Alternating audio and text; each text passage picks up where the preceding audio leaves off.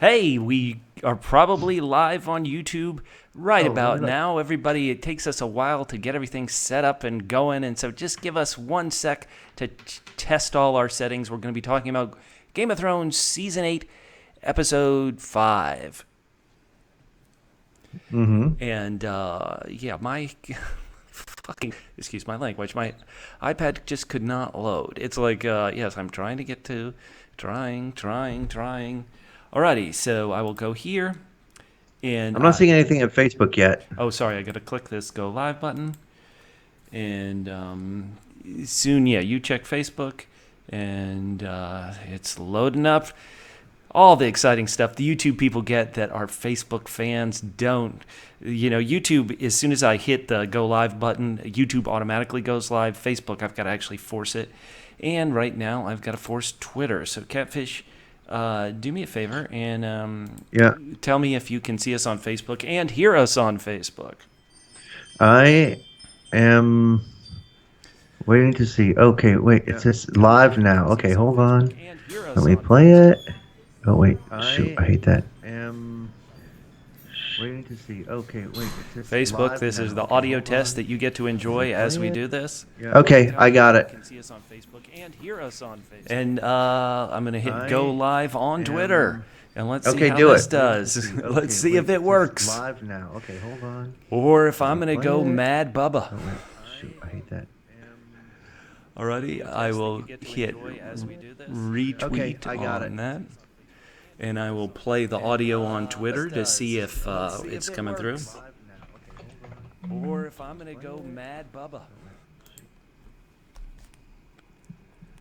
Okay, come on. 1 2 1 2 1 2. Let's go. If you can hear us, write to us on Facebook, write to us on YouTube, write to us on Twitter. We're trying to get this thing going. And I see some hearts on Twitter. Thank you very much. But I can't, my thing's just being terrible. So I can't tell if you can hear us. So write to us on Twitter, write to us on Facebook, write to us on YouTube, and tell us if you can hear us. Of course, my wonderful equipment can't. So Catfish, can you test any of those? I got Facebook to work, and it's actually when I play the Facebook audio is when things Oh happen yeah. weird on my In other words, microphone. just well, do me a favor. You go to Twitter real quick and see if it's playing there. I'm gonna test the audio. I'm about to test here on YouTube, and I'll hit that button, and then I'll turn up the volume here. If it ever loads, once again, everybody, I've been dropping F-bombs earlier. Okay, YouTube works, and I see the comments coming in on YouTube. Wonderful. Once we get confirmation on Twitter, we are going to get going. I see Dooley's left leg. Man, oh man, writing that they can hear us. Thank you so much. I see, is that John R? Hear ya? Gosh, everybody, thank you so much. When we ask when you ask you guys to be our tech support, and you say, yeah, we can hear you, it is so very helpful. I'm going to disappear for 1 sec, and then we're going to get this show started. If Catfish can hear us on Twitter.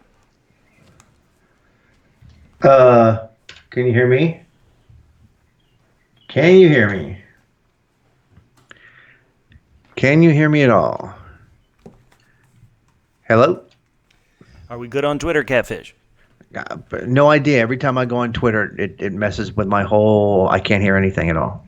Okay, well, you don't go on Twitter. I'm going to go Twitter on my phone. For everybody who can leave comments, tell us what the name of the episode is. You've already been tech support. Now we need you to be our research department. And Dooley's left leg can hear Catfish. That's a massive improvement from some of our other shows. Yeah, I mean, depending on your point of view. Right, it might be pointless.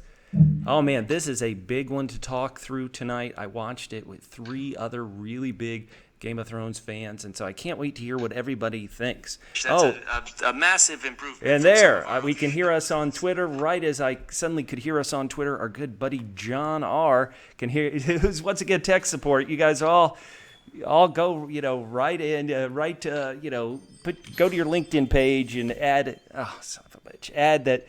Tech support on LinkedIn. I'm going to go ahead and hit record on the actual podcast machine. 1 second, 2 second. Catfish, are you ready after all this ridiculous buildup? I am ready. Let's do this thing.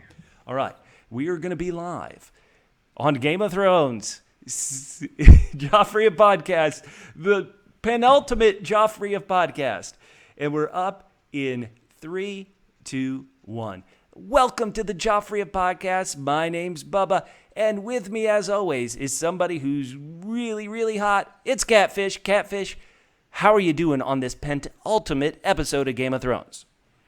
I mean, I was so swept up. I have to give it 2 different rankings. Holy That's how swept smokes. up I was swept up in it. I thought there were some things that really bothered me, but in other ways, this episode was really amazing. So I thought it was unfair to give it 1 rating. Oh, man. And also, I can make the rules. So I'm giving it 2 separate ratings tonight. I mean, boy, I have to say I'm not like our friend Corey Bramlett, who said he said, I am still Team Targaryen. Wow, that is, I mean, if you're still standing for Daenerys after tonight, that is powerful stuff. And I got to say, I appreciate the chutzpah there. All right, Catfish, you've got me on pins and needles. I want to hear your ranking out of 10 for Game of Thrones Season 8, Episode 5. All right, I am going to give it 2 separate rankings. First, I'm going to give it 9.95 double Ds for the spectacle of this evening. Double Ds? Yes, we all know this is something that's very common. We see it all the time in Game of Thrones, and of course, double D stands for disregarded dings. So, in other words, by your lead up, you love the spectacle. Go a bit deeper. Holy smokes, this was a big budget disaster film on TV. What did you think? Why so high? It was amazing. I mean, as Arya was going through the streets, it reminded me of, like, we're talking about movies like Black Hawk Down. I mean, this was impressive. I can only think that they thought to themselves, this is so great in episode 5. We don't want to outdo it in episode 3, so we're going to really muddy and darken up episode 3's battle. This one was clear to see. It was amazing. I mean, it was just, it put you into it, and it was incredible. The spectacle, the battle scenes, amazing, just amazing. Okay, well, that's one of your rankings. Let's go ahead and let's have our double L's. Double L's? That's our loyal listeners, Catfish. Let's give them your second ranking, because this is going to be interesting, I think. Let's hear it. I'm going to give it 6.5. Something new now. Okay. Triple C's. Triple C's? Yeah, cracked cranium Qyburns. Now, Qyburn spells his name with a Q, but sure. I may be cheating a little bit on that one, but sometimes you have to cheat. There's 2 major things. One is we've got a major character, Jaime, who, even though he lasted longer than that, Euron was right. He essentially killed Jaime. Who the hell is Euron to crazy Uncle Euron to kill Jaime? In other words, they're like, this is great. We'll have Euron go out and Jaime go out at the same time. There's no comparison between how important Jaime is to the story and how important Euron is to the story. We didn't need to see Euron ever again. My main problem with it, though, and as much as I have been like on the Daenerys is bad train and even defending, some people have been saying like, it's horrible what they're doing to Daenerys, and I'm saying it makes sense. Tonight, to me, made absolutely no sense. Why have her do it after the bell rings? Have her do it without the bell being rung. That's completely fine. It's still, from my point of view, would have been really stupid and heartless, but at least it's not completely insane. I have to agree with Lori Kilker, who is on Facebook, who says, agree to look great, but I can't see her doing that. I don't know what made her go crazy. And the funny thing is, as soon as she started doing that, we didn't see her again in that episode, because it would have been she would have had to been some crazy cackling, demonically laughing fool. She's not that. I understand she's been pushed over the edge, but what pushed her over the edge for people saying, please ring the bell, help and save us? That's what made her go crazy and kill everybody? It made no sense to me. I'm very irritated with the story pieces here. So that's why I gave that a 6.5 for story. Okay. Spectacle, amazing. Horrible. So, Bubba, I've wasted enough time. People don't care what I have to say. They care what you have to say. They're like, Bubba is the best. Double B, best Bubba. What is best Bubba? What did he give tonight's episode? Well, Catfish, I'm not going to give it 2 rankings, but mine are going to have different shadings. I'm going to go ahead and say that my ranking for this episode is 9 double T's out of 10. Oh, double T's. I remember those. They stand for terrible tragedies. What happened tonight and what we've been watching 8 seasons of has been a tragedy. What happened to some of your favorite characters in the first season or the second season or the third season has been a terrible tragedy. And watching tonight, I didn't enjoy it at all, even though I actually thought it started very well and I was on the edge of my seat. But this was a tragedy. And I'm going to go with some people in YouTube here. Dooley's Left Leg, a great double L. They wrote, it was amazing and frustrating at the same time. And I think we're supposed to be frustrated. See, they agree with me. Oh, well, I was going to say, I think we're supposed to be frustrated. I think we're supposed to, how could this happen? And I'm going to give it up. I actually thought that the previously on, here on the Joffrey podcast, we always break down the credits of an episode. I actually thought the previously on Game of Thrones, where they had Daenerys showing her in her angry face from last week, but then you heard all those voices, almost in her head, including her brother Viserys from the first season saying, "Don't wake the dragon." It was powerful. I think Emilia Clarke did a great acting job, even if I hate all her choices. I loved a lot of choices, but this was a tragedy.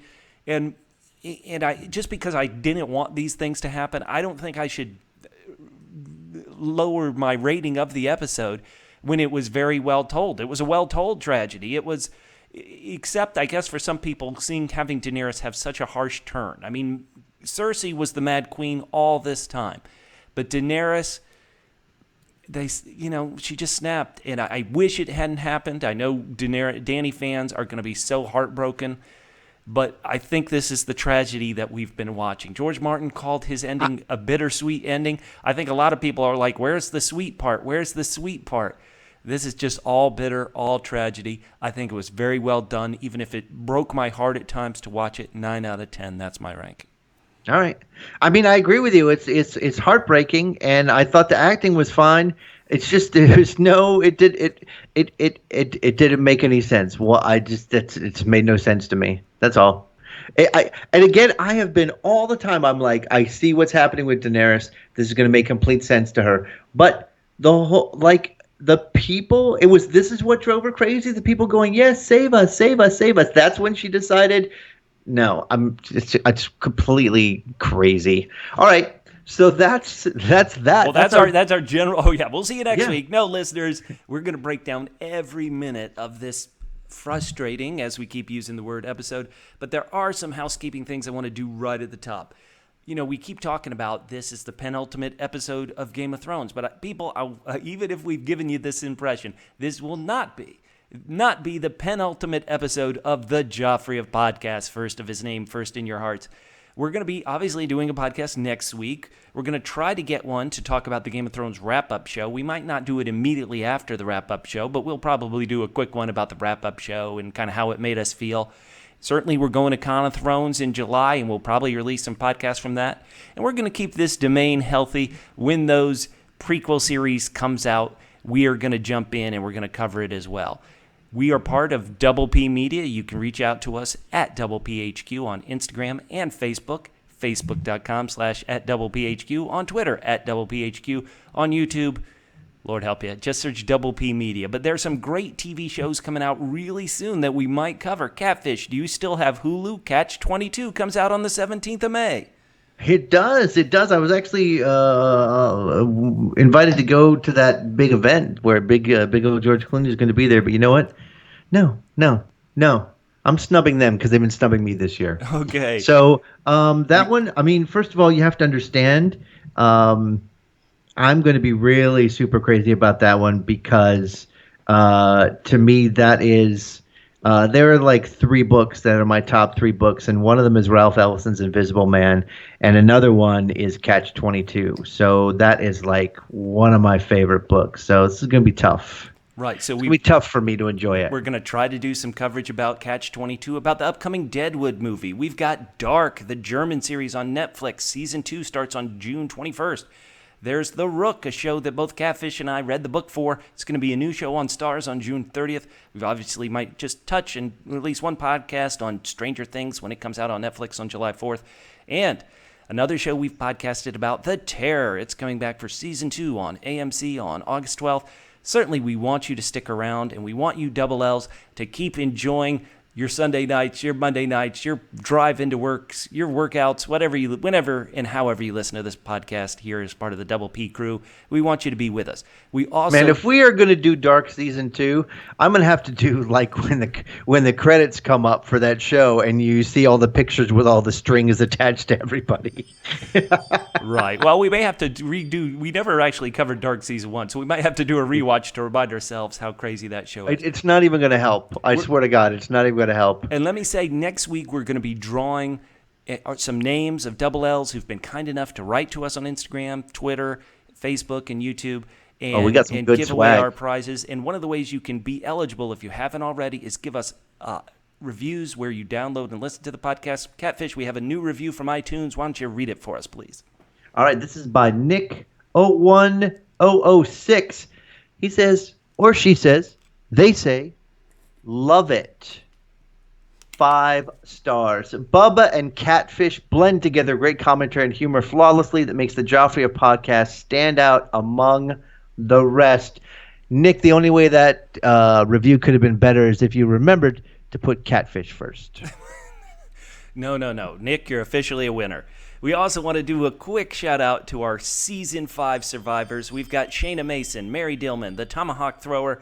Some of these names, I apologize if I mispronounce them. Ermi Mondale. I'm going to say Abdullah Macapaya or Very Macapia. good. Carlos Segura. Fracuro Gloria Josie. Boicha Kumam. Wow, that's cool. These are great June names. John Gohatea. I'm going to say the J is silent there. Ethan Barboza. Hannah Hunt. Lori Kilker, who's on Facebook right now providing some great feedback. Jeremy Gonzalez. And the aforementioned Nick 01006. You guys are going to survive Season 8. Not many people are. Double L's, you're surviving. One final thing I want to talk about before we get into this episode. You know, last week we had that scene between Sansa and the Hound where Sansa said that line about, you know, if I hadn't lived through these terrible traumas, I'd still be a little bird. I know a lot of people had trouble with it. We talked about how it might be problematic. We had somebody on our YouTube chat, actually right after we finished the podcast last week, Jesse C., they wrote, on Sansa's little bird discussion, she's owning her past and accepting it as part of who she is and how it shaped her. Nothing at all offensive or insensitive about that. That's what survivors do. Let me say that here on the Joffrey podcast, we try to, we're just presenting our own opinions. We don't try to judge anybody who loves an episode, who hates an episode. I've had Double L's tweet at me and say they've hated Season 8, and it's kind of tough for them to listen to me keep giving everything good rankings. But no, it's just my opinion. My opinion is, Catfish's opinion. Nobody's opinion is more important than the others. The main thing is we love discussing this incredible show with you. So write at us. Tell us what you think. And without further ado, Catfish, let's get into this. Let's get into this episode. Let's do it. If I quit dropping stuff. So I mentioned the Previously On. It really got me psyched. So in the Previously On, I know not everybody watches it, and sometimes you don't want to watch it because it can kind of spoil you. But boy, this scene, it was the final image of last week of Daenerys being so angry. And they're playing, he has a better claim to the throne. Cersei, every time a Targaryen is born, a goat, flips a coin. Barristan Selmy talking about the Mad King. Tyrion begging. Olenna Tyrell, be a dragon. Aemon Targaryen, a Targaryen alone in the world is a terrible thing. Viserys, you don't want to wake the dragon, do you? Man, that was great. It got me in Queen Daenerys' mindset, but it definitely told me she wasn't going to be good this episode. And boy, did she have trouble, didn't she? Well, yeah, I mean, did she have more trouble than the people that she was giving trouble to? Really feels like if you're going to have sympathy for somebody, maybe not her. This is a tragedy. To see what's happening to Queen Daenerys, it is a tragedy. Let's talk briefly about the opening credits. Once again, this is an immediate reaction podcast. I didn't notice anything new in the opening credits. One thing I thought about since last week is, boy, the show keeps going to Dragonstone. Is there a reason why Dragonstone is no longer included in the opening credits? I didn't notice the difference. But this beginning to the episode, we begin the episode on a close-up of somebody writing a letter blatantly saying, hey, Jon Snow has the better claim to the throne. And it was I knew it was Varys. Oh my God. I knew it was Varys. My question to you, though, was, and it doesn't seem like he got that letter out, who do you think he was telling? I bet he was trying to do like Stannis did from Dragonstone way back in Season 2. Season 2 begins with Stannis sending out letters. Cersei's children are illegitimate. They're not Robert's children. I'm the rightful heir. I bet he was trying to send it to anybody and everybody who's still alive. And it's, you know, but isn't anybody or everybody who's still alive outside of King's Landing getting ready to fight? I mean, the only person who's at home who might care would be Rebecca Glover. You're like, oh, well, this is good information. Good old He's Rebecca the only Glover. one still home. The king in the north should... Wait, I have mail. Hold on. So, Catfish, without just continuing to describe what Daenerys is doing, what Varys is doing, besides putting this little girl in danger, is he right to do it? Is this the right move, in your opinion, from the Master of Whisperers, or as we should now call him, the Master of Crisperers? Oh, bam. It's the last time I'll be able to say, very well done, Varys, but it means something different this time. Oh, man. How could he do it? How could he put this little girl in danger? And if you say, somebody says, he's like, he's the one who says, I've served so many kings, and he actually got in trouble for it from Tyrion. You've served so many people, but honestly, like, he is really the breaker of chains. He's done everything. When he goes off to face his death, he understands and not to jump to it, but he says something that's very powerful and makes sense. He is trying to do the right thing, and he's not blinded the way, strangely, Tyrion seems to be blinded. I mean, I know a lot of people, as I said, are sort of upset with the way characters have been taken past where it is in the books. For me, it's Tyrion, because I always thought he was the smartest and the funniest, etc. And, he has been stubbornly clinging on to his notions of Daenerys. Shayna Mason in the YouTube chat writes out, hashtag Varys was right, 2019. Oh. Oh, man. And Corey Bramblett says the sad thing is that I was rooting for Dany to burn up King's Landing for years, but they made it clear how it really sucks for all the non-main characters.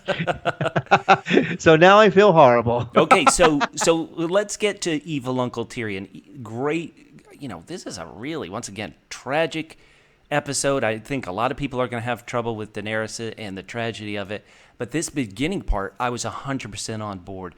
Varys goes to Jon Snow. He's like, I want the right person on the throne.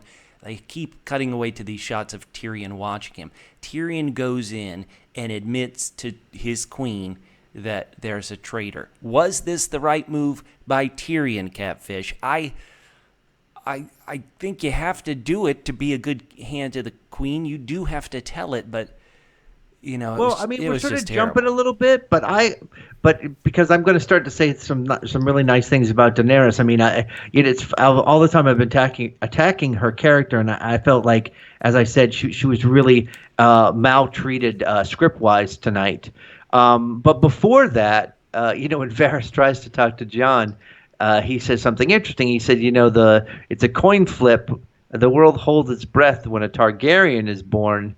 And then once again, Jon admits that he's dumb. He's like, I don't understand your riddles. You have to write it down for me, maybe draw pictures. What are you talking about? So Varys gets out a PowerPoint chart. He's like, okay, step right. Okay, look. Yeah, that's right. Step 1, Targaryen born. Step 2, people burn. Step 3, profit. Jon Snow, could you slow that down? I know nothing. All right, so this is a coin. See how this has one side and this has the other. Well, I love that moment. But let's get back to it. Tyrion. Okay. Tyrion is a triple T. Triple T. Tattletelling Tyrion. He tattletales. I said, I guess you have to do it if you're the hand of the queen, but is it the right move, yes or no? I think it. If he doesn't, it's malpractice. And in fact, something that I didn't think about last week is that I don't know why, but if he is really believing that he's completely Team Daenerys, no questions, the way Varys does. Varys has questions, then she's completely right that he should have said something to her before he said something to Varys. So I'm completely hashtag Team Daenerys here. She's been maltreated by Tyrion. I mean, once again, for like the 75th time, she threatens that she'll kill him if he keeps making mistakes. He never stops making mistakes. I believe it was right to tell her, but I also believe she's completely right. He was right to tell Varys, but he should have talked to her first, I think. Once again, people may not like what happened to Daenerys. I don't like what happened to her, but if that's where the story's going, I'm willing to take my entertainment value. Yeah, just make it logical. That's all I ask. But didn't you love this line when she's like, Tyrion comes up, I've got to tell you something. And she goes, someone has betrayed me. And then she is still focused on Jon. He's like, well, no, not Jon. You? No, not me. Grey Worm? No, he's not involved in this at all. Varys has betrayed you. And yeah, there was a big deal made in season 7. I think it was the second episode of season 7, in the episode Stormborn, where Varys and Daenerys finally have their big discussion. And in that episode, she kept saying, if you betray me, I'll roast you. If you betray me, I'll roast you. If you betray me, spoiler alert, I'll roast you. And she's a woman of her word. Was she right to roast a traitor? I almost want to say yes. Like that move, you can't argue with that move. If this is a world where treason means death, you have to. I didn't have a problem with her doing it. It was a brutal way to go, Dracarys, and that image of Drogon hovering over Daenerys was incredible. I loved it. R.I.P. Varys. Oh man, so sad, so sad. You were giving him a hard time, but I think he kept his faith and his principles to the end, and he went out. He went out like a boss. Catfish, did you just do something to your mic? You now suddenly sound like you're in a barrel. Oh, okay, hold on. Listeners online, if you could reply in a chat what other object Catfish might sound like he's in. You know what? You were sounding actually really good. You're going to have to talk for a while because... No problem. I'll just keep talking here. You covered things for a while. Yeah. Okay, so Queen Daenerys, once again, if you do not like the direction the show took Daenerys, look at some of this acting in this scene with Tyrion where she's there in the room with what they call the painted table, that long table that's carved to look like a map of the whole continent of Westeros. And she goes to the window. She looks gaunt. She's beginning to look crazy. And once again, I want to say no watchers of this show want this to happen, but holy smokes, is it perfect. We cut back to Varys. She really does look bad. Oh, she looks bad. You sound good now, Catfish. Varys tries to burn the evidence. It's a little late, buddy. Then he starts taking off his jewelry. He apparently doesn't want metal with him when he suddenly steps into the broiler. This is powerful. How do you feel about Grey Worm? Grey Worm seems to be carrying chains. Daenerys is the breaker of chains. He's going to put Varys in chains. Holy smokes. Any final thing you want to say about Varys and how he played and seemingly lost the Game of Thrones? This is another thing where I understand why they did it, but it didn't feel like they did it. They explained it well enough.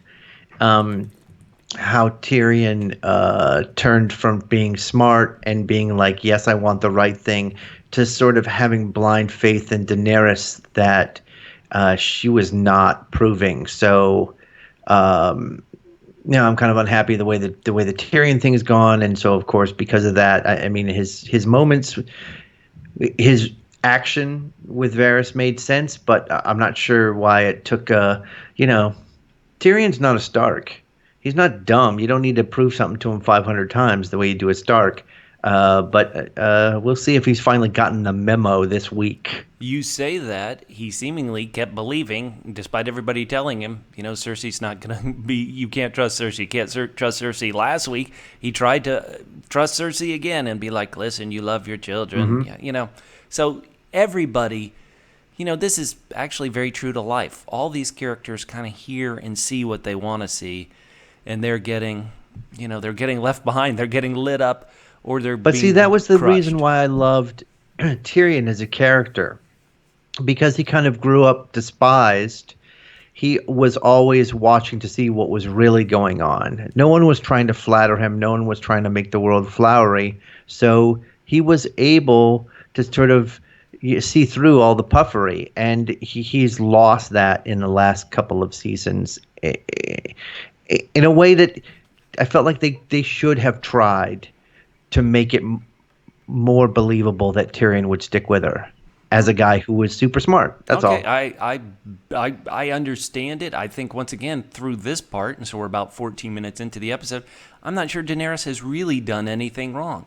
We have a short scene between Daenerys where she hands Grey Worm the chains that Missandei was in. And she's like, it seems to be Daenerys is telling Grey Worm, do you want this memento of your girl? And Grey Worm just takes it and throw it on the fire. If we've got, let's be fair here. If we're calling her Mad Queen Daenerys, is this Mad Unsullied Grey Worm? Should we call him Mad Grey Worm? I want to pitch something else, because we know that Daenerys is the breaker of the chains. And so that makes Grey Worm the burner of the neck cuffs. Oh, how sad. Somebody's agreeing with you here on the YouTube chat, Shayna Mason, saying Tyrion lost his clever. Well, that happens to you when you sober up. So, folks, just keep... Okay, so oh boy. Grey Worm leaves, and in comes traitor number 2, Jon Snow. What in the world is going on with Jon Snow? He keeps saying, I don't want the crown. I love you, but obviously it's a different type of love. He can't keep kissing her. Is it the fact that she's his aunt? We don't have a great insight into Jon Snow's brain. Is there any way that if he really loved her, he could pull her back from the brink of insanity? I mean, I guess you can pitch her going crazy as maybe she's like, is that Jon saying don't do it? I'm really mad at him right now, so I'll burn everything down. I'm not quite sure that he could in any case. But once again, you point out something that the show hasn't handled very well, and that is why does he feel this way? There's no one like, oh, that's gross. I mean, obviously that's like the worst ever. If like Sansa's like, oh, that's gross. There's nothing really like he loves her. It feels like he has seen that like rules and law. I don't know, whatever. I was going to say he's seen that rules and laws don't always apply, but again, he's a double S. Double S. Yeah, stupid Stark, and so he's a double D. Yeah, yeah, he is. Yeah, he's a double D. No, double T. A double T. Okay, I got to edit this out so people enjoy it. He's a tardy Targaryen. Oh man, okay, I'm editing that. That was terrible. Okay, take it out. So again, the show really feel like hasn't given us a good reason why this is really bothering him. I mean, I know they're marching towards the end, but like this is the relationship everything was sort of heading to. I feel like something we're gonna get to later. There was a lot of this is why I gave this for story. I gave this a very low score because Corey Bramblett again says, was Cersei really pregnant? It's kind of a futile question now anyway, and it shouldn't have been a futile question. Like all these things that seem like they were important are now, I guess, were red herrings because again, it didn't matter whether she was pregnant. I say it did matter why she was pregnant. I think it did matter. I think I'm going to actually point this to the fans. All the fans were the one who said, "Oh, I think she's lying. I think she's lying." The show never told us she was lying. The show never even really hit us from she was lying earlier this season. Somebody said, "Oh, is she really?" Tyrion said, "Is she really telling the truth about being pregnant?" Jaime said, "She's really telling the truth." So I kind of think people who went down that path, kind of they only didn't trust her because she's completely untrustworthy? Is that what you're saying? Well, if everything on the show is telling you that she's telling the truth, you're right. Tyrion keeps messing up, so why trust him? So I want to, real quickly, Daenerys and Jon Snow, that scene ends with her saying, people love you. Nobody's ever loved you like that. Not loved me like that on this side of the ocean. Let it be fear then. And then, she's hurting. I know she's hurting. The one thing she should be able to do, because she's seen it over and over again, and, I say this is to Jon Snow's detriment, that he has that horrible Stark trait of, like, when he says something, he means it, and he has the honor behind it.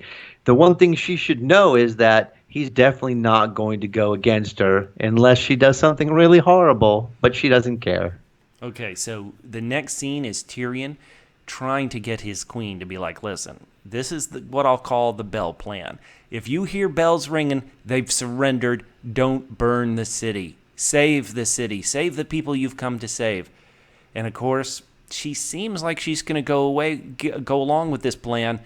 But then as he's ready to leave, she mentions, oh yeah, your brother, who was supposed to be on our side, having left Cersei's side, we caught him trying to sneak past our lines. Oh, how do you think Tyrion feels when he hears this? Oh, not good. It's not good, but it brings up an important point. I mean, number one, he only has one hand left, and he has a problem every time he gets captured. He loses a hand, so we know he's in trouble. He's going to end up being the Black Knight from Monty Python. I thought the very last thing that he was going to do was go to join to be with Cersei. This is a strange turnabout for the character, and we talked about it last week. I mean, I guess the thing that I completely disabused you of was that he was going down there to talk to her, which I think is actually what he was going to do. But it's a strange turn for him to have had this sort of character awakening and a change, and he's like, "Yep, never mind, I'm going back."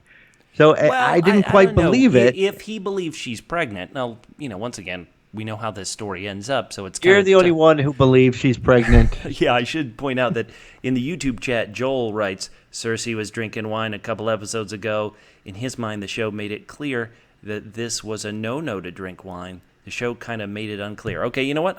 Joel, you convinced me. I've flipped to your side on this issue. How about that? But the show's been more clear about drinking wine than incest. This show brought to you by AA in Alabama. So, you know what? But I'm going to say this. To relitigate last week's Jaime's decision. Jaime, if you're Jaime, and this woman you believe to be pregnant with your child, this woman you've lived your whole life, and then you're in Winterfell and you hear Sansa say, oh man, I always wanted to be there when they executed your sister, a.k.a. the woman you've loved your whole life who's pregnant with your child. Right. I think that's hard to, I've only been in that situation a couple of times, but but I think that's a hard. You can only go judge yourself. Well, all right. So Tyrion goes to shore. Jon goes to shore. They go to meet up with the troops. Davos is there. Tyrion is immediately, he's scheming. He's plotting. He's politicking. He pulls Davos aside. You're the best smuggler there is, right, Davos? Why is Davos going along with this? He's like, I've seen what happens to traitors. Get me out of here. Ooh. But he's trying to get Jaime into the city. And sure enough, he unlocks Jaime and lets Jaime go. Tyrion was gonna do the ultimate traitor thing and let Cersei and Jaime escape. So I guess we respect him for that, right? I mean, we do for his stated reason, which we believe, which is if you can get Cersei out, then everyone will look around and go like, okay, let's just ring those bells. And he thinks that a lot of innocent people are going to be saved. Little does he know that ringing the bell is basically Like Pavlov's dogs, it enrages Daenerys. Right, the mad Whenever bells. whenever she hears bells, she immediately does a dragon attack. While Tyrion is freeing his brother and having a real nice goodbye with him, Arya and Sandor ride up, and this one guard's like, "Who is you? Who are you? Who are you? How could you get in here?" And I was really missing our season 8 character Hank. For everybody who listened to our character Oh, countdown, Hank! didn't you think Hank would have been perfect in this scene with Arya and the Hound? Hank would have been great. Let me just say one more thing about that. I need to say one more thing about the Jamie Tyrion scene because honestly, that was the most emotional I got during the episode. That really touched me. Their brotherhood and what they meant to each other. Yeah, and was how about this? Once again, everybody watched the show. Everybody knows what happened. Was this a wise move? Was this a wise? Didn't end up working out, but was this a wise move by Tyrion? If Daenerys had obeyed the bells, Cersei could have escaped. Or do you think Cersei wasn't going to leave until it was helpless? Well, let's just remember this: Cersei's real, true only power is that she holds King's Landing. It's not like there's a lot of love out there for her in the world. So it's not like if he lets Cersei go, she's going to be able to reconfigure an army or anything. Once she's out, she's deposed. She's going to go to what? Did they say she was going to go to Pentos? I mean, they were just going to have to live on the beach somewhere. Ferdinand and Imelda Marcos style. As long as they got the shoes, as long as they got the shoes. I love it. I love it when I make references that are 30 years old. Right, and then I recognize them and try to make Mel DeMarco's shoes jokes. That's the kind of content you can only get here. That's why so many people unsubscribe. Yeah. If they want to hear about how I was living in Hawaii when Ferdinand and Imelda moved in, they can hit me up on Twitter. Nobody does. So you got emotional when the two Lannister boys said their goodbye to each other for the final moment. So unlike episode 3, which honestly was pretty much a battle the whole way through, here we're about a half hour into the show. Finally, sunrise has come. There's this beautiful composite taking real landmarks from Dubrovnik and then combining them with, digital compositing.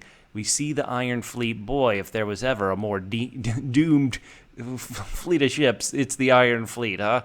Boy, you could tell that this just wasn't going to work good. And Daenerys... Only because it was the next to last episode could I tell that. The fact that good point. She was able to lose a dragon last time would look like less ships, and this time she was able to take down every single big-ass arrow with one dragon. Only works if it's the next to last episode.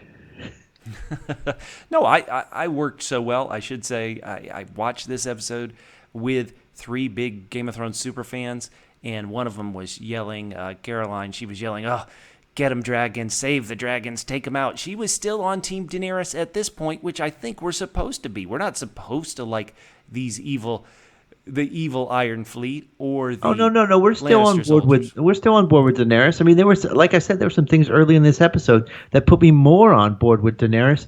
And listen, if I wasn't on board with Daenerys, I wouldn't have been outraged by what I thought was the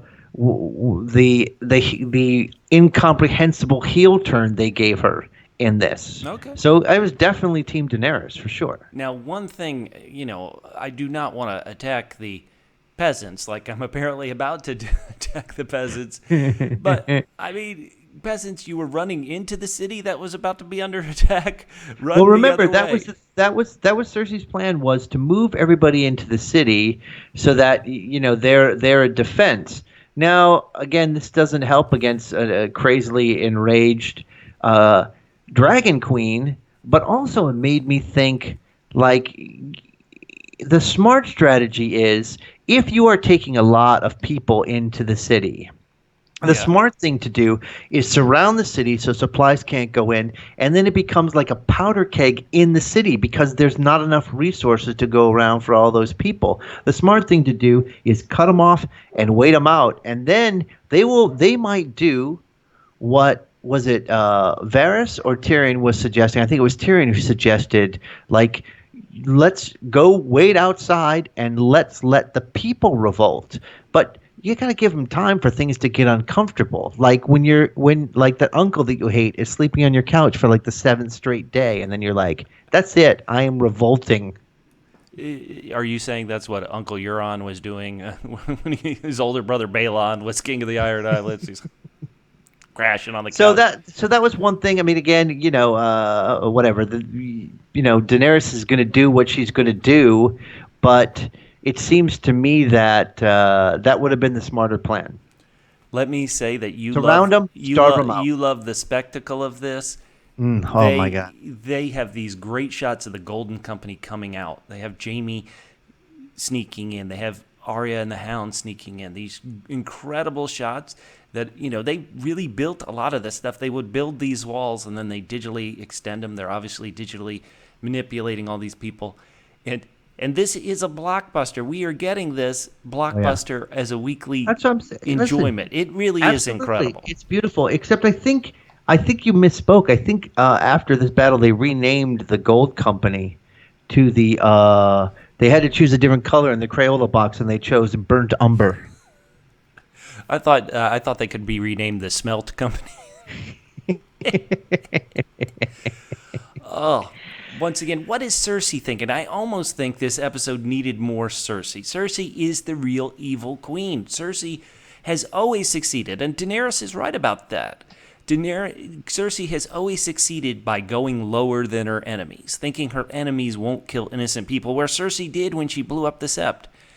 And yet this is, Daenerys was like, I am not going to fall prey to your silliness.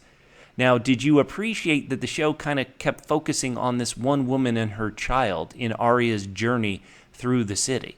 So as they're trying to get into the Red Keep before they close the door, Arya notices this woman, and this woman and her child seem to be a through line through the episode. Just another way to show that, oh boy, it's really going bad. Did you like this woman? Did you like that they were giving us the point of view, the POV chapter, if you will, of the common King's Landing resident? What did you think about this woman? I think it was important, but even before we ended up following those people, we saw a whole bunch of people off to the side. At some point, I saw one of the persons who'd been burned, and I to me it looked like it was a woman who was pregnant, and it was just, it was brutal. So I mean, it helped to have this one group, and especially when you see, Arya tries to pull the girl, and then the girl kind of tugs her, so she leaves, and then she sees the girl, all crispified. I mean, it's powerful. It's powerful. Listen, for the sheer spectacle of tonight's episode, could not have been better, both technically and emotionally for me. It was just amazing. Now, it's just that they need better writing. That's all. Their directing was amazing. Let me say this. I shouldn't laugh so much, but one scene in the episode that did make me laugh, Jaime didn't get into the Red Keep in time. And so No, he was in the SRO section. Standing room only, burning room only. But I also loved how he was like trying to get in, and he thought, well, what's the one thing I can do to get in? Golden hand. I'm the dumbest Lannister. Here I am. But it didn't succeed. And so I think a lot of people, especially book readers who are very obsessed with their prophecies about the Valonqar, are thinking, oh, Jaime didn't get in. Who's it gonna be? Is it gonna be Arya? Who's it gonna be? And so right now, finally, once again, like I'm saying, this episode is almost half build up for the battle. But here on my DVR, it looks like we're about 36 minutes into the episode. Finally, we go back out to the Iron Fleet. Euron is suspecting something, and he's ready for a fight. I know a lot of book readers also, I should say, don't like Euron. I know a lot of show watchers don't like Euron. I certainly like his bravado. I thought it's been a fun type of character when you have hundreds of characters like Game of Thrones does. It's fun to have somebody who has a new take. But this was just a doomed Drogon. What an incredible shot. Drogon is diving into hundreds of ships that must all have these scorpions on them. The Mad Queen Daenerys, she doesn't care. She's going to have a floating barbecue. She's going to barbecue some Kraken, and it's incredible. These shots are unbelievable. It's really They saved all their money for this episode. I mean, every time you say something, I'm going to say, yes, that was amazing, as long as you don't talk about plot. Okay. Well, were you happy that Uncle Euron seemed to be able to jump off the boat before that boat became like a Carnival Cruise line? Let me ask you a question. Yeah. Was him getting off the boat and landing on the shore spectacle or plot? Oh, interesting. I think It was plot, and that's why I hated it. Hold on. I will. I'm not disagreeing that that's how you felt about it. But if I accepted, and I did, Davos, if you remember season 2, when he got blown off the boat from Wildfire, and that was Wildfire right next to him, I'm willing to accept that somebody could have survived that. My problem is this. My problem is, and see if I can draw a comparison that makes sense. Let's say that Hot Pie killed Qyburn. Yeah. Hot Pie's been a character. He's been around for a while.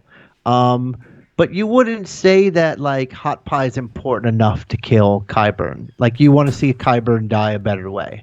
And to me, to have Euron essentially kill Jaime, I mean, afterwards he says it. This was hilarious when he's like, "I killed Jaime Lannister," which is amazing, except for the fact that yes, he was one-handed when you did it. So maybe not to brag too much. Other than that, I was just like, this can't be the way Jaime goes down. And obviously, what part of Euron killing him, almost killing him, changed what his journey was through this episode? I would say the only thing that I liked about it was that these two were together. I liked the fact that Euron went down kind of as he lived, a cocky SOB, an Ironborn. I kind of believe that's how an Ironborn would go down. And I did love the shock of it. Like that'd be great. That'd be great if it was. It may be a hollow shock, but I want to say that in this room, when Euron got that first stab in, like everybody went, "Oh!" And so, for sure, so maybe it would have been good if it's Grey Worm again. Hot Pie killing Qyburn. That's what this was for me. Hot Pie killing Qyburn. Like Hot Pie doesn't deserve to kill Qyburn. Euron's not important enough. It's not. This is too. It's too. To have them come together earlier and fight and whatever is fine, but not for Jaime's ultimate death. To have it be Euron. That's like fan service. Like, oh, we want to see Euron die. Well, let's put him with Jaime. Oh, I at disagree. This point, no. I disagree. I don't think any fan is gonna like the idea of this, and so I think they're really gonna be, I think people are gonna be upset, saying, "What in the world's going on here?" I think a lot of fans are actually gonna react like you did, Catfish. I didn't love it, but like I said, I didn't like a lot. I didn't love a lot of the show, but I kind of respected it. This is a tragedy. This is kind of how tragedies would go down, and so even that scene of Euron stabbing and putting Jaime on a death watch, it was powerful. It was a tragedy, and so it felt a piece of the show. Let me say that. Once again, listeners, who cares what we think? We want you to write in at PHQ on Twitter and tell us. All I'm saying is this: is that I learned a lesson. Are you disagreeing? Hold on. Are you disagreeing with what I said? I listened to you very carefully. I learned lots of things from you. And we used to do improv. There was an improv form called Movie, and where you would do a movie. And your big thing was always like an important person has to be taken down by another important person. It has to come together. And so for me, that's what's missing here, is that somebody not important enough was the one who took down Jaime. I just think, in your opinion, which once again I'm not disagreeing with your opinion. Your opinion is your opinion. You're saying your Uncle Euron is the equivalent of Hot Pie. I just respectfully disagree. This could be a Twitter poll. Everybody write us on Twitter. I mean, I'm exaggerating a little bit, but again, really? You are? Yeah, Oh, I couldn't just a touch. tell. Just a touch. Just a touch. Just think, if Hot Pie had killed Qyburn, how much less satisfied you would be than him getting his skull crunched. Okay, well, we've had some people already write in the chat that Qyburn's death was the best. So let's get something we agree on. Didn't you love Qyburn's death? Ah, Well, wait. so Before good. we do that, and I know you're kind of in charge of where we're going, can we talk about Arya and the Hound's conversation before we Clegane Bowl? All right, but just because my monitor happens to be frozen, I paused it on this one image, the image of the Golden Company, and they're like, "What's going on behind us? What's going on behind us?" And that gate blowing open Oh, it was was incredible. incredible. And so, but we'll get to Arya and the Hound in a second, because I actually thought that was another great exchange. I love that it happened. But what was funny is this leader of the Golden Company, they never said his full name on the show. They called him Captain Strickland, but his name is Harry Strickland. So he gets blasted out. The Golden Company, as you said, becomes the burnt. What'd you call him again? Burnt umber. The Burnt Umber Company. They are just toast. And so you suddenly see this Harry Strickland laying down, and he's getting up, and all Daenerys' forces are charging at him. And so somebody watching with us, Jack, goes, "Oh, is he going to get the Jon Snow? I'm going to stand up and bravely face all these horses charging at me." But no, he turns around and runs like a chicken, like we all would, like we all should. Hell, he shouldn't have gotten it up. He should have laid down and played dead. He might have been okay. But Grey Worm takes him out with a stab to the back, and it is on. So, okay, let's ignore some of the battle for right now. You mentioned it. Take us to the Arya and Hound scene later on in the episode. Okay, this was another thing that this is not as huge as the other stuff, but Arya had a plan here. I'm not sure why she should be disabused of this plan. And frankly, if I was Arya, and the Hound said to me, "You should leave now, or you'll die here," you know what my response would have been to him? What? I would have said, "Excuse me, are you the one who killed the Night King? No, then maybe you should leave, because I am walking death here, pal. I am death. I am 5 foot flat of death." Okay, now, so you dislike that scene? I want you to state it clearly, so you don't have to say again. Just state how you felt about that scene. Yeah, I didn't. But I didn't. After everything she's been through, all the death, etc., like that, I just didn't buy her turning around.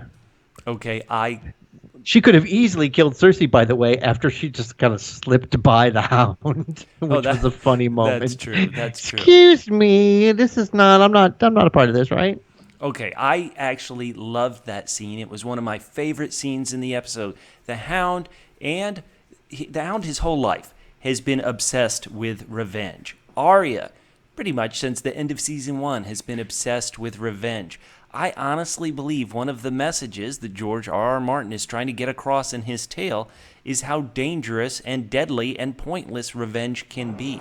And so the fact that the Hound and Arya, who were antagonists for so long but have built this incredible relationship, the fact that the Hound told Arya, "No, look, you've got to give up the ghost. It isn't worth it. You are going to die here.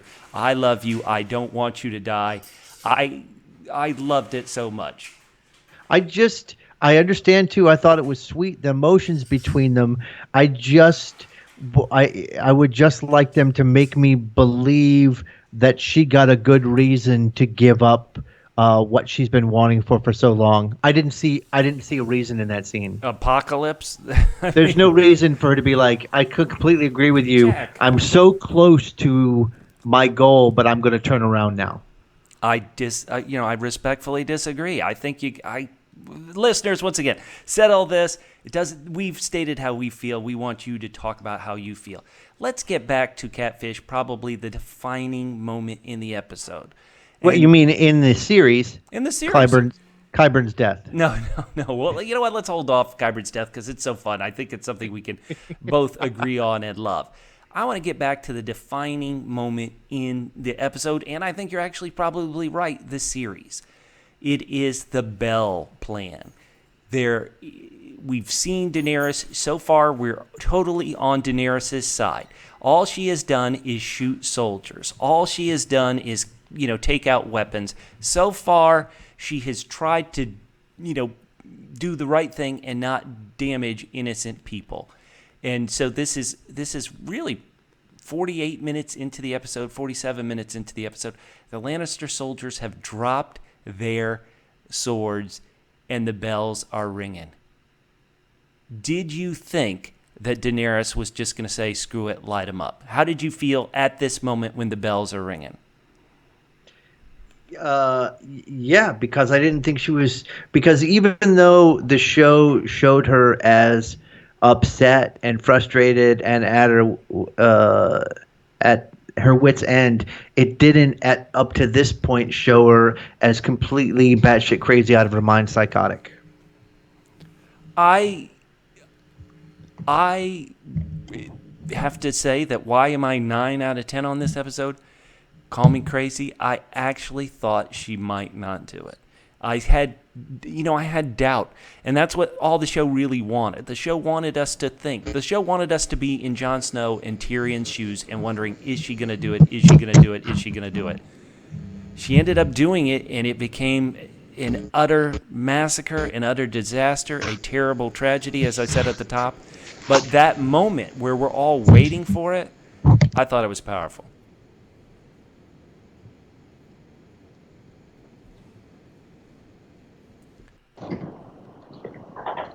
Okay, Catfish, you are not making any sound, so I think you've lost us again.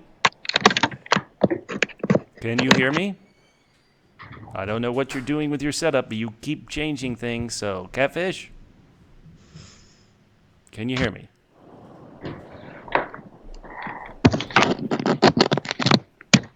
Catfish, everybody who's listening right now, Catfish had mentioned that his microphone sometimes gets scratchy and stuff, and I think he's just suffering through this, so I may hang up and try to call him again if he doesn't answer anytime soon.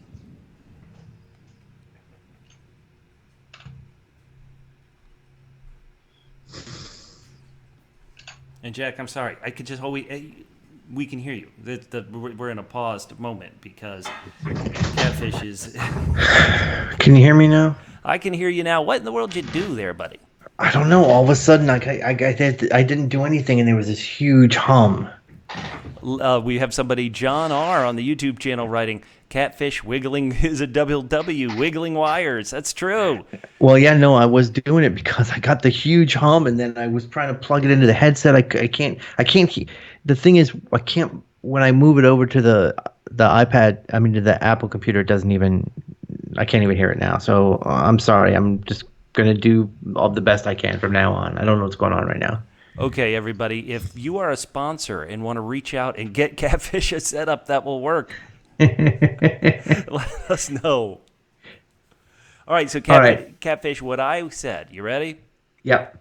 Here we are. Once again, I'm going to bring it up on the DVR, on my DVR, which admittedly recorded the promo for Watchmen before it. We're at 46 minutes and 29 seconds into the episode. Holy cow. And this is when the bells are ringing out, and Daenerys is going to do it. And to give the show its credit, even if all of us think this turn for Daenerys has been really tough, at that moment I was like Tyrion, I was like Jon Snow, I was like, is she going to do it? Don't do it, don't do it, don't do it. Admittedly, in the back of my head, everything they had set up, it felt like she had to do it. But even then, I didn't know she would go this crazy, that she would go this bad, this brutal. And once again, I didn't like this tragedy that was happening, but it was powerful, and it was a very strong show to watch. I think you had said, I just want you to reaffirm it, that when the bells were ringing out, you knew Daenerys was going to barbecue this place. I mean, I didn't. I don't. That's not the way that I felt. I actually felt like, I had some moments of like, oh my God, Daenerys is going to be on the throne. I really thought she wouldn't do it. She's looking around because, I just because of the amazing accents, etc. I always have the subtitles on, and there was like 30 people saying, ring the bells, ring the bells, ring the bells. And then I thought if they had not rung the bells and she'd have done it, I would have understood. But there was people saying, help us, save us, save us, save us. And she's hearing that. And to me, I thought, like, okay, finally she's reflecting on what she'd heard in other cities, the cities that she saved when she was the breaker of chains. And I thought she's crying. I honestly thought she was crying because it appealed to her nature and to her better nature. The thing that I did say that I'll repeat again was that they could not show her face for the rest of the episode because she went so crazy. It would have been ridiculous. I bet they have shots that they were like, oh no, this is just too crazy. We got to take this out. It's weird we did not see her for the rest of the episode because it's weird they had her go so crazy after the bells were rang and after she heard innocent people saying, save us, save us. I want to give a shout out to, we had a brief shot. It wasn't identical, but it looked so much like the vision Bran had of the dragon flying over King's Landing. Now, the dragon is flying towards the Red Keep, and you still think, well, okay, she's just going to burn the castle. She's just going to burn the castle. But then at a certain point, she unleashes the fire. Holy smokes. They built a replica of one of these onion domes that are in Dubrovnik in their set in Northern Ireland, in Belfast, and then they burnt it. And this was so heartbreaking.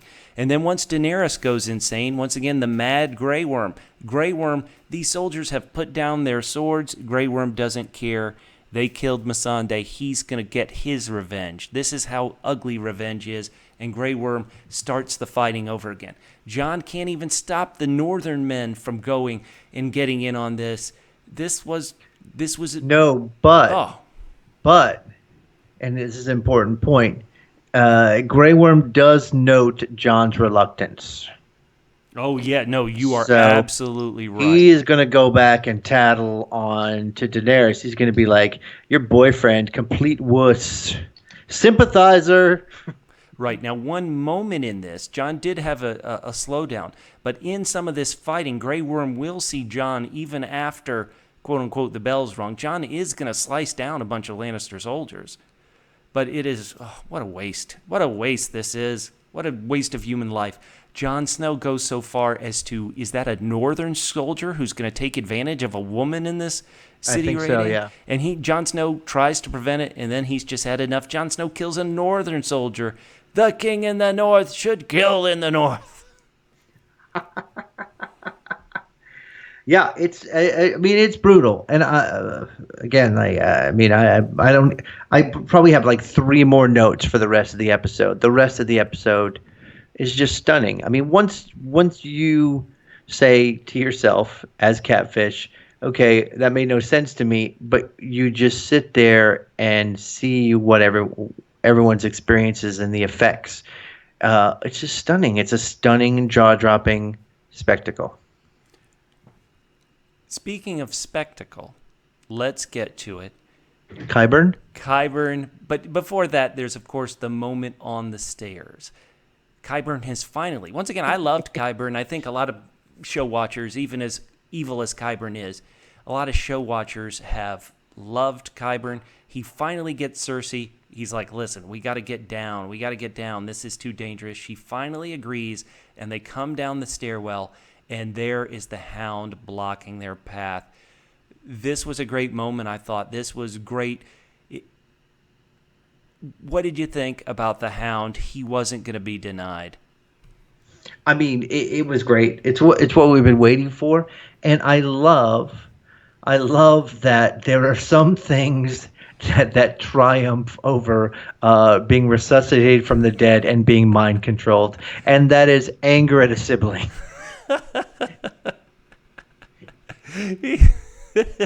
Right. Like, I'll do anything you want, but if you try to prevent me from killing and injuring my brother, screw you. So how much of the Hound is still in there?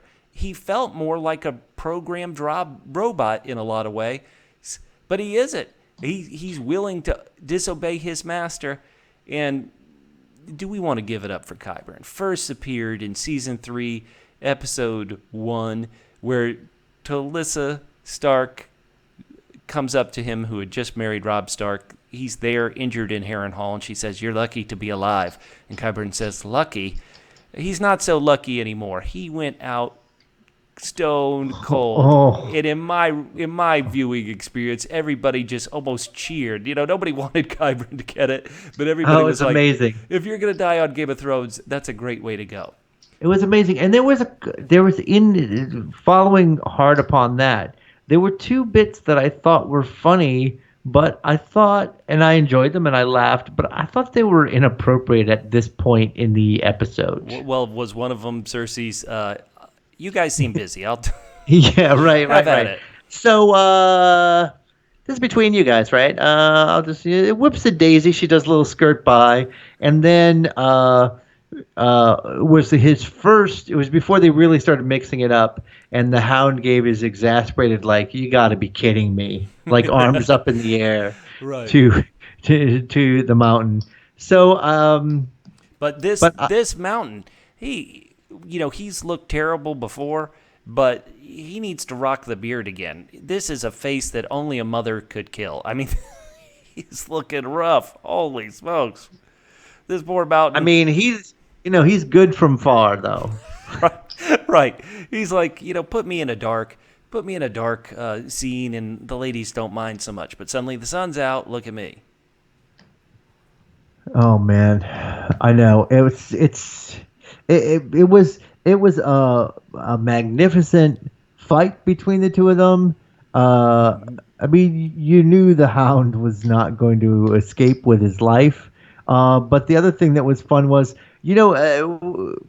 many of us are well versed in zombie movies, so of course we go, okay, finally, you got him in the head. He's okay. That's it. You're done. And then, and then the mountain starts pulling out, and you're like, oh God, no. So the Hound does the only thing he can do, and the Hound, he finally able to get real revenge, because the mountain burned his face when he was a kid, and now the Hound burned the mountain's entire body. He did. Let me say that when the mountain was doing his infamous Oberyn Martell move by sticking his thumbs into the Hound's eyes, oh, that was tragic. Oh, God. Do we want to, we gave a lot of love to Qyburn. Do we want to say any last words, any last rites for the mountain and or for Sandor? It was actually one of the things I liked about Arya's scene with Sandor is she didn't call them the Hound. She said Sandor. And so I thought that was another nice moment between them. But anything about these two characters you want to say, Catfish?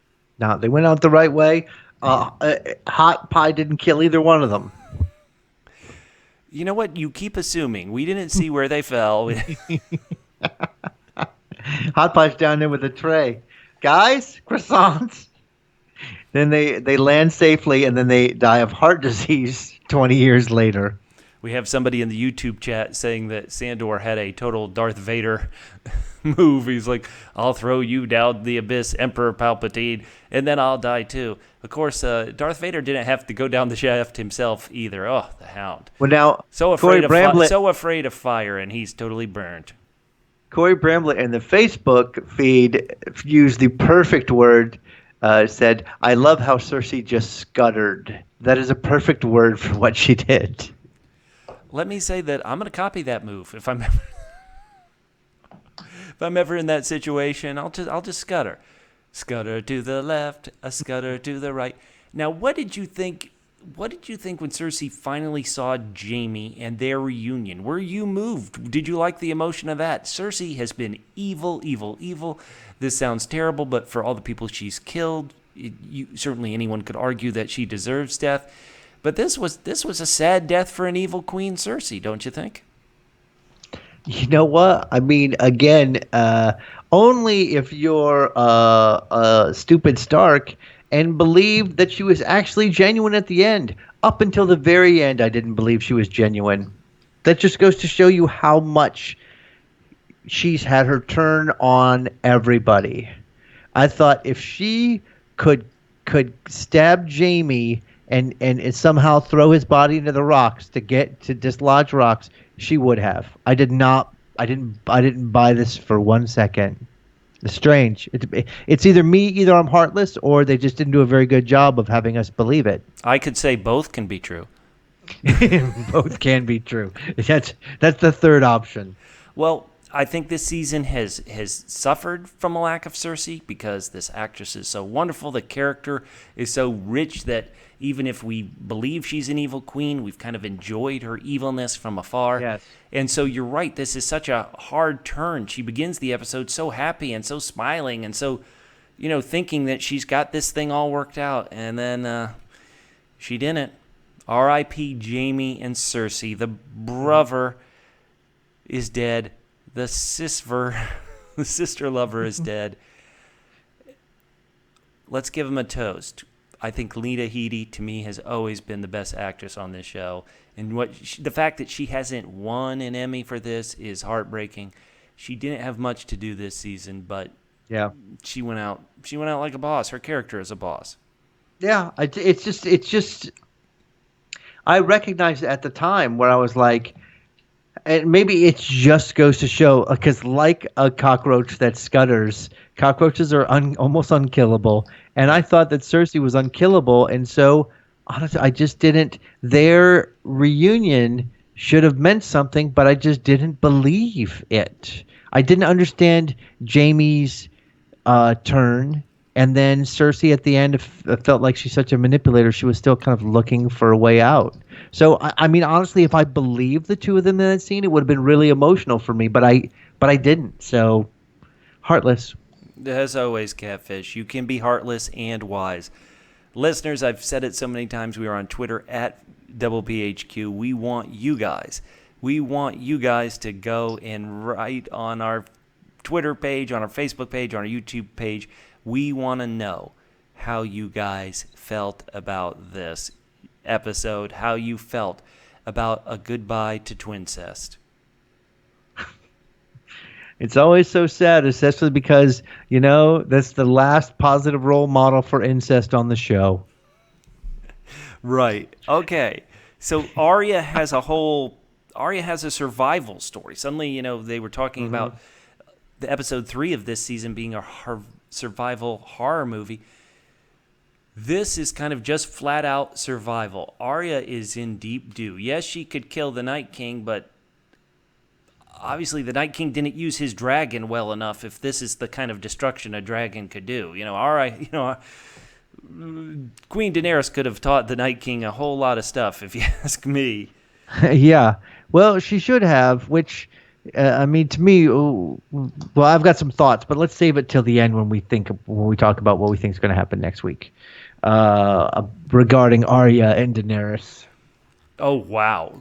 How many people do you think are going to want Arya to kill her? I'm sorry, it's such a rich plot you're tossing at me. I thought there was a chance Arya might try to kill her in this because, Arya seems to scramble up some stairs, and I thought, oh, my God, what if Arya's on her move to kill her? What's funny is I've seen some criticism, and I kind of believe it, is that the thing about the writers on the show is they like to pull away from a lot whenever they have a chance to pull away from kind of like the fantastical supernatural elements on this show. As a result of that, I felt like Arya could have been doing some things while wearing different faces, and she hasn't. So my real question is not whether Arya is going to kill Daenerys, but whose face she's going to be wearing when she kills Daenerys. All right. Well, whose face you don't think Jon should be the one to kill Daenerys? That would be great. It could be Jon. It could be Tyrion. I mean, we don't know. I mean, the question is, are the people who know that Tyrion let Jaime out, are they alive? Does anyone know? I mean, Jaime's not around anymore. It's the other question is, what kind of trouble is Tyrion in? I mean, it's all regardless. Like, I mean, no one, well, I'm not sure what you can say to somebody who goes that so completely insane. Like, good work. Well, that's what I would say. I don't want to burn. You're really spurring the construction economy in King's Landing. Let me say, I would say anything positive to Daenerys. I'd went, you showed them. You're great. You unleashed the dragon. This is wonderful. I have to be honest, and I want to talk more about Arya, but I'm going to jump to this because it just jumped into my head for a second. If Daenerys had done this as soon as she got to Westeros, it would have been tragic then, but all her forces would have survived. All her people would have survived. So many of her people died. Yes, she would have still had to face the Night King and stuff, but Euron killed a bunch of the Iron Fleet the Iron Islanders that were supporting Daenerys. Euron led to the destruction of the Sand Snakes and the true support of Dorne. Daenerys lost, the Tyrell family. Admittedly, at that point, it was only the Queen of Thorns, Olenna Tyrell. How much, is this too terrible a thing to say, Catfish? Should Daenerys have done this immediately at the beginning of season 7 and saved herself a whole lot of grief? Yeah, I think that's completely true. Yeah, I mean, what you have to think is that the idea is from season 7 until now, she changed into the person who would do this, and she wasn't before. Okay. No, I agree. She didn't want to be, but now she is. How about this? Can you ever come back from such atrocities? Is there any way Daenerys could walk through this destruction that she's done and seen the precious waste of life, the waste of precious life, excuse me, not the precious waste of life, but is there any way she could come back to the side of sane? Or is it's just there's only one episode left, this is it? I mean, I don't know. This shows to me such a blatant disregard for the other. You know what I mean? On her travels, the whole idea was, she was the other at one time. The Dothraki were other to her. There were Unsullied. There was all these others that she met and brought onto her side. And so she seemed to have an affinity for the other, the people who weren't like her. And now it seems she's turned full on to like, you've been with me to this point, or from now on you're my enemy and you're under my heel. Now that's sort of a little bit informed by the 12-second preview of on next week on Game of Thrones. But I don't even think she wants their love anymore because she thinks she can't get it. Man, that is a tough role there. Okay, so the episode kind of ends on some very cold stuff. Arya sees that family, as you mentioned, the woman and her child charred to death. She comes upon a white horse, a pale horse, a pale rider, and she leaves. What did you take? What symbolism did you take? What were your thoughts in this final bit where the ash is falling? It's just a disaster, and Arya sees this white horse, gets on the white horse, and is like, "Get me out of here." Can you hear me? Yeah, I can hear you. All right. I don't know whether this is working anymore. Sorry. Go ahead. My microphone is still screwed up. Okay, sorry, Catfish. What I was saying is Arya and the white horse. What were your thoughts? Well, I thought that, it's funny that it seems to come out of nowhere, but there were some clues to me. First of all, it didn't have a saddle, so it's clearly a Dothraki horse. And like for Dothraki horses, like being in the midst of all that carnage, that's like a Tuesday morning at 10 o'clock for them. There's like no stress at all for them. So I mean, I thought it was cool. It didn't seem miraculous in any way because again, the Dothraki horses, like I can see how they're completely chill with that kind of bedlam. Some people here in the YouTube chat are mentioning how when Daenerys was putting a fire sale in King's Landing, a lot of times you would see these wide shots and you'd see green flames because Daenerys was setting off the wildfire. This is just the worst.